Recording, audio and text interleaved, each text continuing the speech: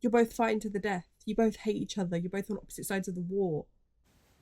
I knew it. I knew it. I knew it. I knew it. I think I get the enemies to lovers part now. I am reading my first ever Twisted Sisters book and I am scared. I have put this off for way too long. Hello, welcome back to my channel, and today I'm going to be reading Never Keep by the Twisted Sisters. I've been putting all this off for so long. I feel like it's been almost a year since I picked this up, and we have book 2 that's out. Book 3 is coming out in very, very soon. I actually feel like book 3 is supposed to come out in the next month or two. Yeah, book 3 is supposed to come out on the 5th of March this year, which is basically 2 months away, and I think it's time that I finally pick this up. I asked people on TikTok if I should finally do it, and they told me to do it, so I'm picking it up. I'm giving my first Twisted Sisters books a go, which is great because I pre-ordered Hollow in September of 2025, and although it's already been released, it has been impossible to get in the UK. I don't understand.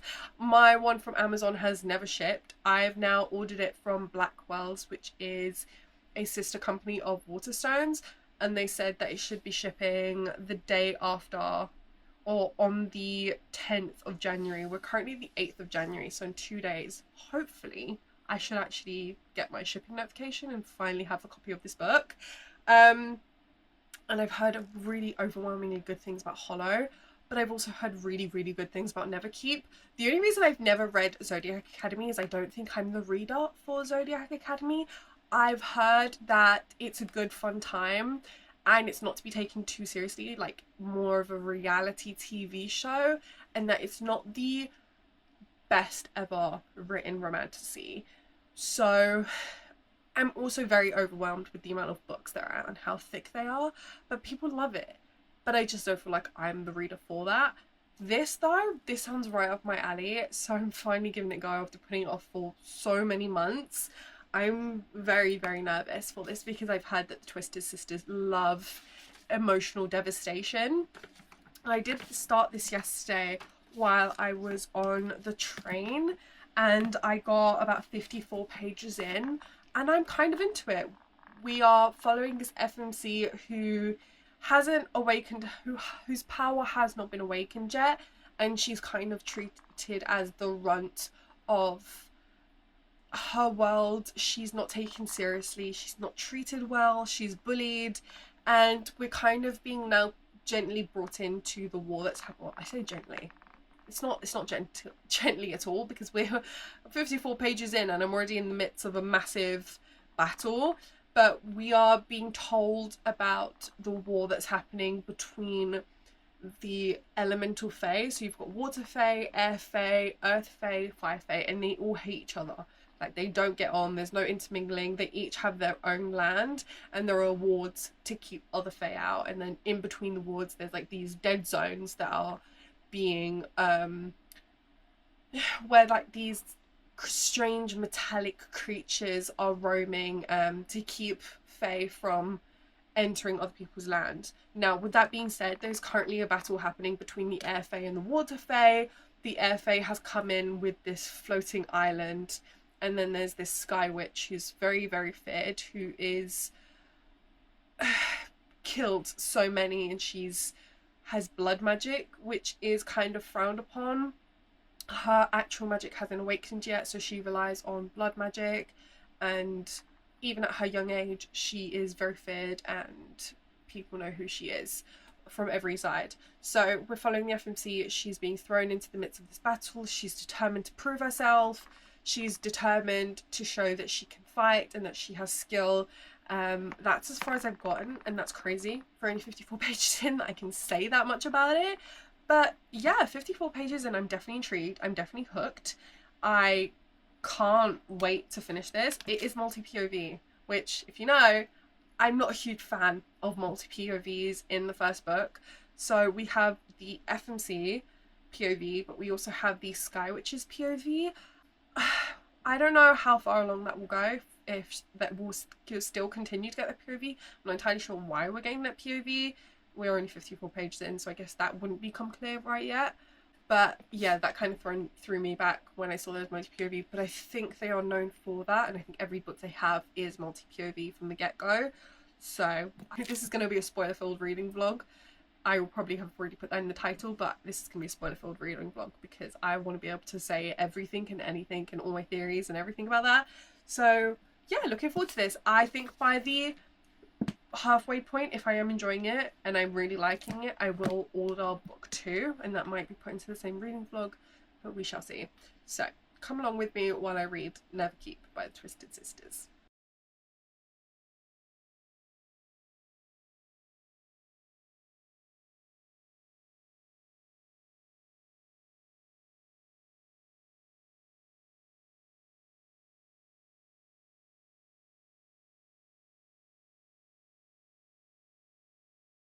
She just said, give that back to her enemy.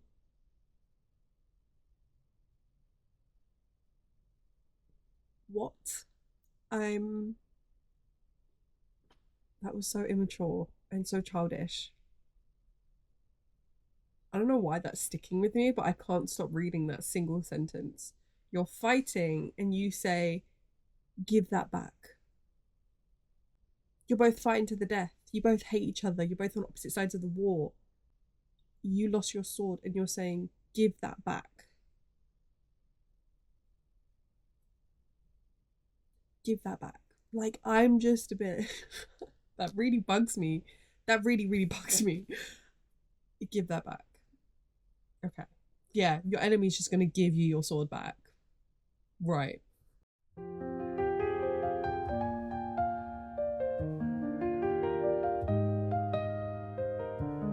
I'm also a tad bit confused by the magic system in here. So, you have to go to Neverkeep to have your magic awakened, but you have your order assigned somehow. Just somehow wake up and you discover your order. There's also a bunch of creatures you could turn into, but they're not significant. They're not only for certain fae. I think all fae can have access to this power. And then don't get me started on the Zodiac. Well, actually, do you know what? I kind of get the Zodiac, but it's just like you have the air fae, the water fae, the fire fae, earth fae. I kind of would have assumed if they could turn into anything, if they could transform into any animal, that they would have specific animals that each section could turn into, but that doesn't seem to be the case, because there are rain carvers that can turn into Pegasus, but Pegasus would technically be an air fae. Yeah, just a little bit confused. I feel like we're being fed that information as if we should already know it, rather than being told knowing that we don't know it. Unless there's a book, unless this is like a spin-off from another world, or a spin-off book. No, that can't be right. You should be able to read this by itself and still be told things. I don't know. Okay, update time for Neverkeep. Now, I didn't really know what I was in for reading this. I didn't know if I was going to love it, if I was going to not like it. And let's just say I'm having a bit of a mixed time. Now, I started this book like a week and a bit ago, and I am only 372 pages in. Now, I do think it's because I'm struggling with comprehending the world and the characters. I wasn't expecting to be POVs. I've never read anything by the Twisted Sisters. So when I was looking into Zodiac Academy, I understand that Zodiac Academy is the POV of 2 sisters. Now, while these characters are not related in any shape or form, I really wasn't expecting that. But past what I'm over... No, I'm not yet 50% of the way through, I don't think. Oh, no, I must be. Now I'm 50% of the way through. I'm enjoying it a lot more than I was. In the beginning, it was kind of hard to wade through. I was struggling to connect to the characters, connect to the world. But now that I'm 50% of the way through, I am enjoying it a lot more. and I am intrigued and wanting to pick it up, where before I wasn't really wanting to pick it up and I was picking other books up before this one. I do have a couple of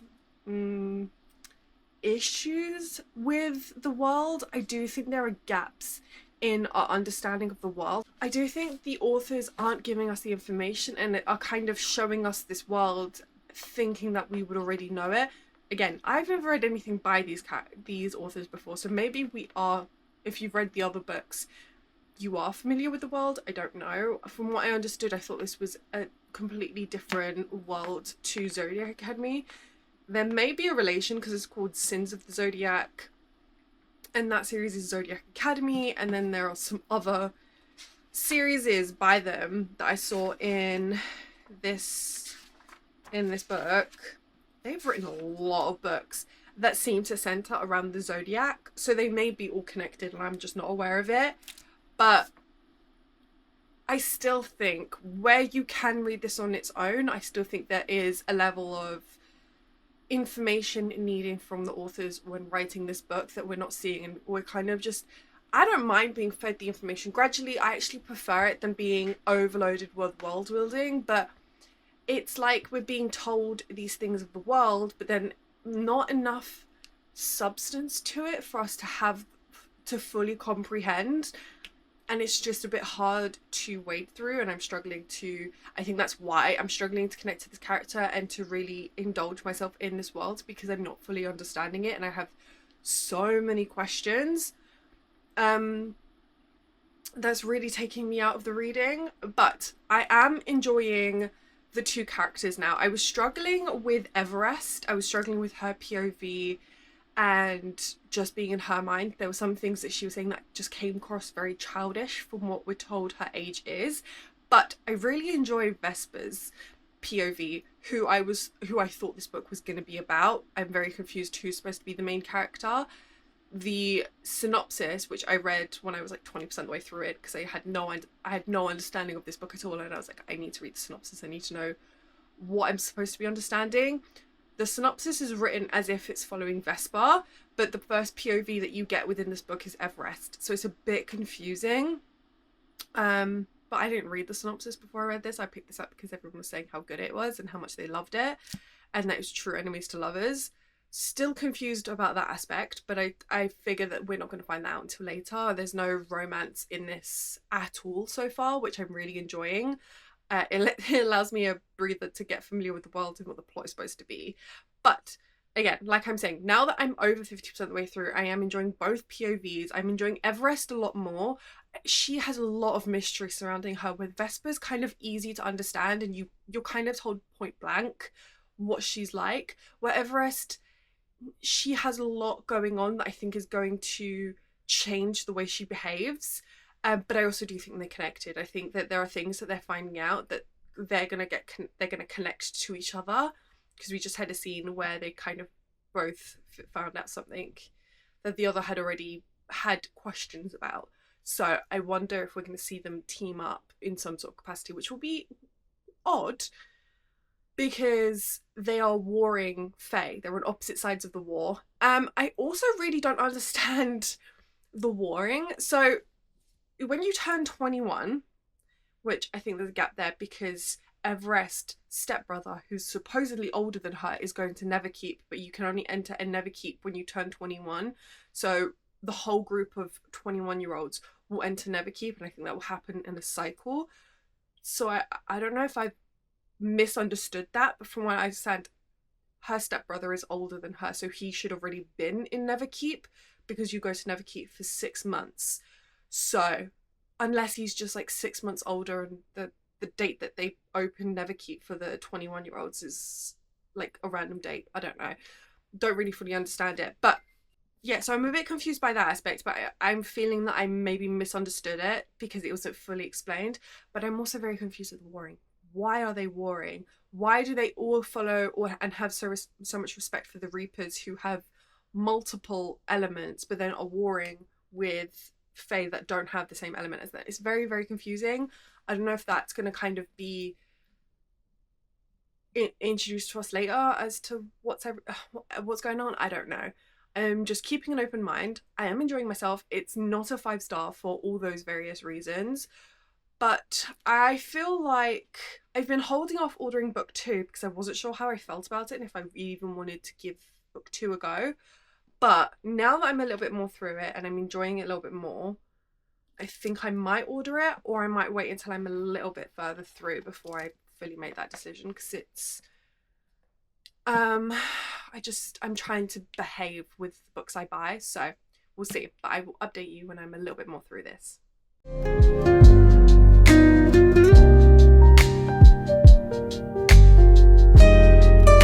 I have a feeling I might try and finish this tonight because I've read this for way too long and it's gone kind of addictive and hard to put down.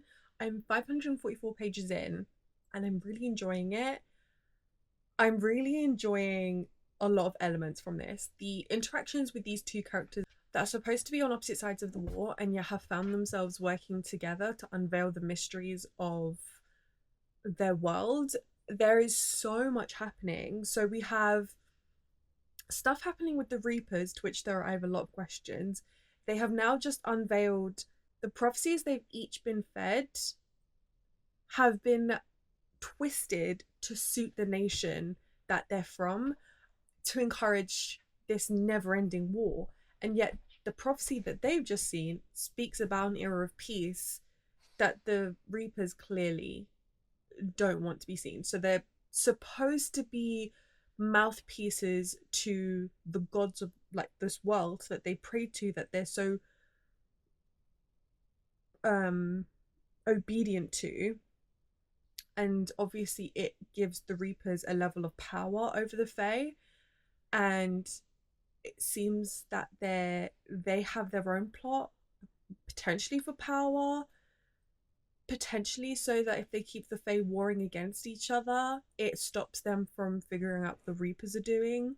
I don't know yet. I have a lot of questions, a lot of theories, but I'm just on chapter 30 and I think they've got the title this wrong. This says it's Everest's POV, but it's not. It's Vesper's, and I can tell immediately because they have both very, very different characters, have very different inner monologues, but I'm really enjoying them both. I really hope to see Everest come into her power and become really powerful, because at the moment she's a bit too needy and whiny, which conflicts to what we're seeing with her in Neverkeep and then her interactions with her father, which is a little bit frustrating.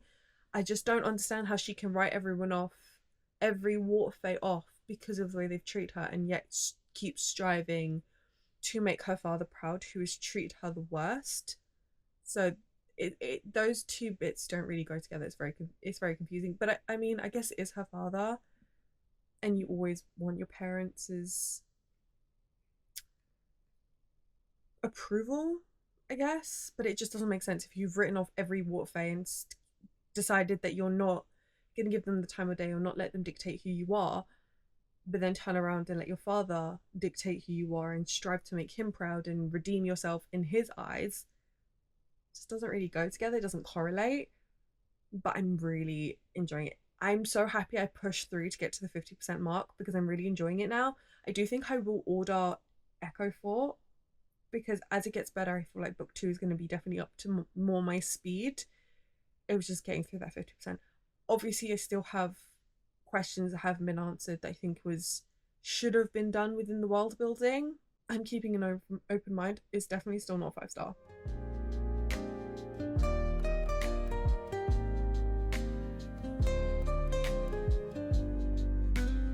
That was what I was waiting for. Oh, I'm so happy. This just makes me so I love reading books. I love it. Oh, I'm so hyped. I am for sure finishing this tonight. I can't put it down. I haven't even ordered book 2 yet. I really need to. Everest is definitely tied to the prophecy. And I feel like her and Vesper, maybe the peacemakers that it speaks of.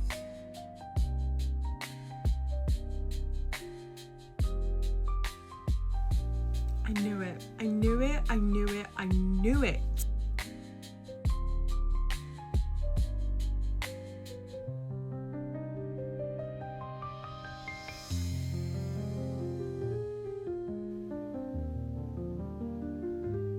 I'm just... so much is happening.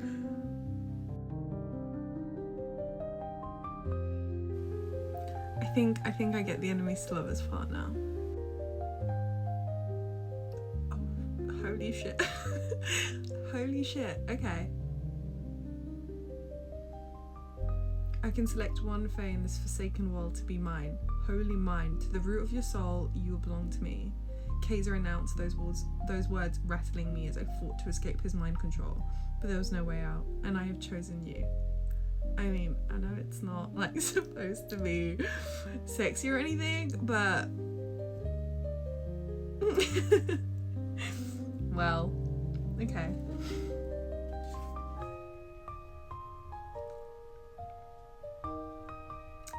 So they're soul tied now. She's soul tied to the enemy that she swore to kill, has written his name on her blade. I don't really know how we're gonna overlook the part where he killed her mother, but I'm intrigued.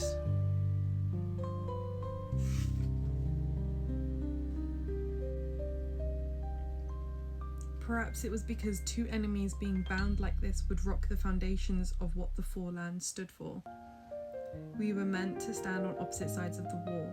Our souls should never have been tangled in this way, and my fate reeked of bad omens because of it.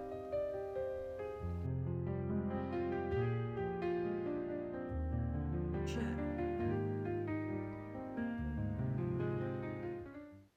I went from wanting to DNFing it. I went from wanting to DNF it to being absolutely flawed. Still not 5-star though, but I don't know where I'm gonna rate it, so I will give my rating tomorrow, I think. Holy crap. That was so surprisingly good. I don't know what happened, but I'm immediately ordering book 2, I think. Well, not I think, I am.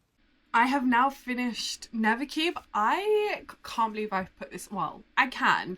I'm in two minds about this book. The first 50% was really hard to get through. I found it difficult to stay engaged with the story. I found that there were a few holes that were very blatant and hard to look past, which took me out of the story quite a lot of the time. But when I got past the 50% mark, things were picking up. I was more engaged with the characters. I was enjoying the characters' POV a lot more. I felt a little bit more stable within the world. Do I think the world building is perfect? No, there are definite holes and gaps that I think could have been expanded upon or needed more detail or description, but I still somehow found myself really engaged, really hooked, and I think the saving grace of this book is the plot. I did enjoy the characters. I enjoyed Vesper's POV more from the beginning than Everest, but I enjoyed Everest's POV past the 50% mark. But the thing that kept me engaged, the thing that kept me reading was definitely the plot. The plot was really intriguing. I had a lot of questions. I wouldn't have been able to DNF it because I really wanted to find out how it ended and what everything meant and the secrets that were happening, because there was just so much mystery wrapped in within Neverkeep, and it just kept me really engaged. It kept me really hooked. And that last 20% mark, you would have seen when I was reading it. Oh my god, I so stumped, so surprised, don't know what this means for the characters, don't know what this means for the plot and how everything's gonna go. I have broken my book buying ban a little bit to buy Echo Fort. I can't live with that plot twist. I have to find out what it means and why it happened and how it's going to change the character dynamic, because they're all enemies and yet they're all working together, but they're still enemies. So I'm really, really intrigued. I'm really, really interested. And yeah, I was hoping it would have arrived by now because I finished this book 2 days ago, and I ordered it the day I was about to finish Never Keep, but it still hasn't shipped, so I don't know when that will arrive, but I'm really looking forward to it, and I think I'm going to pick it up as soon as it arrives. So there will be an update to this reading vlog at some point soon. But yeah, I surprisingly enjoyed myself. It was hard going at first, but it was redeemed, and yeah, it definitely was unputdownable for the last 30%. It was impossible to tear myself away from. So I think I'm rating this a 3.5. I think my final rating is going to be closer to 4 stars, but not quite 4 stars, because I just think there's too many things I can't overlook, and the way I felt in the beginning was too big for me to rate it a 4 stars. This may change, like Echo 4 may be a 4 stars. I don't know if it'll be a 5 star. I don't have that. I don't have a feeling it'll be 5 stars, but I have a strong feeling it might be a 4-star book. So yeah, enjoying myself so far. I'm really looking forward to Hollow. I'm still waiting for it to ship. I've ordered it from Amazon since September last year when I pre-ordered it. Still waiting for it to ship. And then I pre-ordered it, no, then I ordered it from Blackwell's 2 weeks ago, and it still hasn't shipped. So I've ordered it from 2 places now. I'm gonna leave it at that. Hopefully one of them at some point will ship, but we'll see. So I don't know, we'll leave it up to fate's hands. But yeah, this was a very interesting vlog. I had no idea how this was gonna go, and I'm happily surprised by it. So thank you so much for watching. I hope you like this video. Please like, comment if you'll be reading Never Keep. Have you read Never Keep, and what are your thoughts? And I will see you in the next one. Bye.